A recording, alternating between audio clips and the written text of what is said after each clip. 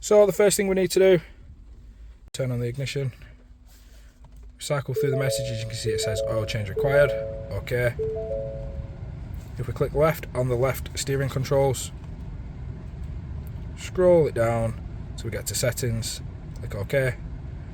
Down one to vehicle settings, and then as we scroll down through the options, you can see oil life reset.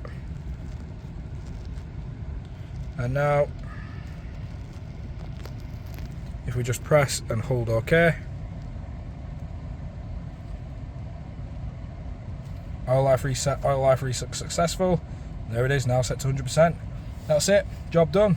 If you like this video, please do leave a like, leave a comment and subscribe. Please hit the bell to get a notification when I next leave a video. Thanks for watching.